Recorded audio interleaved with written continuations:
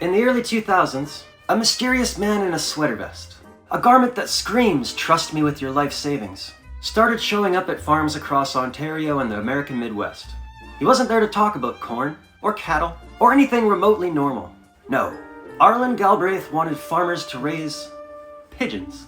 Not for racing, not for sending little wartime messages, not even for magic tricks. Just your average, dead-eyed, sidewalk-lurking garbage birds. And somehow, people went for it. This is the story of the Pigeon King, the man who turned bird poop and blind faith into a $20 million pigeon-powered Ponzi scheme, and convinced hundreds of people that the future of farming was breeding sky rats. Picture it. 2001, agricultural trade shows, beer tents, men in denim overalls, and then, like a bird sent straight from the heavens, or an abandoned KFC parking lot, Arlen Galbraith appears. He sets up a modest booth and starts preaching the gospel of squab. Pigeon meat, he claimed, is the next big protein. Bigger than chicken, bigger than beef.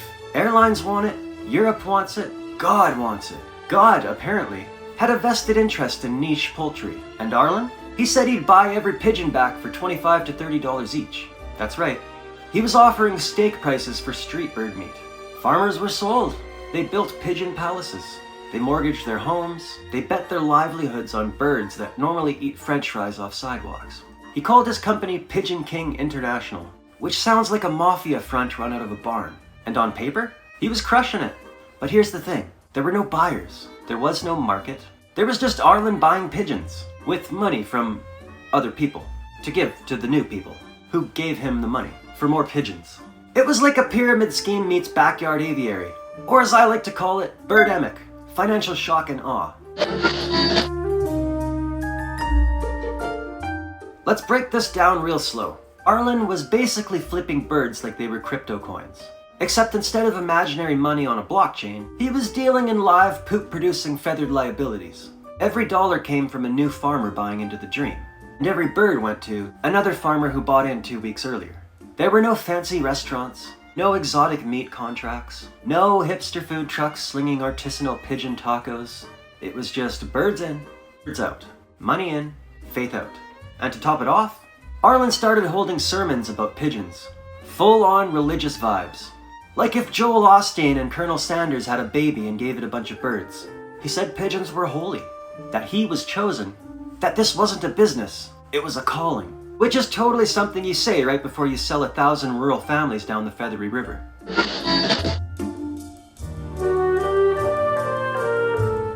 By 2008, the cracks were starting to show.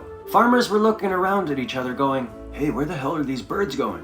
There were no trucks, no shipments, no menus with pigeon a la carte. Just barns full of anxious farmers and anxious pigeons staring at each other in mutual disappointment.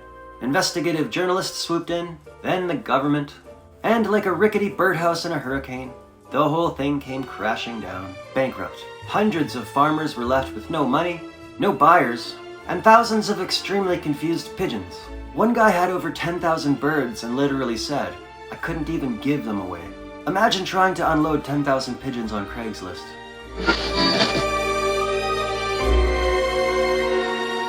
In 2014, Arlen was sentenced to 7 years for fraud. He told the court it wasn't a scam, just a temporary setback in God's plan for pigeons. The judge was like, "Yeah, okay, but tell that to the 350,000 unemployed birds currently pooping on a combine." This was such a weird case that Canada had to write new laws about livestock Ponzi schemes, because apparently, that wasn't in the rulebook. Until now. So next time someone offers you a once-in-a-lifetime investment, a can't-miss opportunity involving divine poultry profits, or asks you to just build 60 coops and trust the Lord, maybe do a quick Google. Because Arlen Galbraith didn't just sell pigeons, he sold dreams. Dreams made of feathers, delusion, and 100% untraceable bird poop. And somehow, he made millions.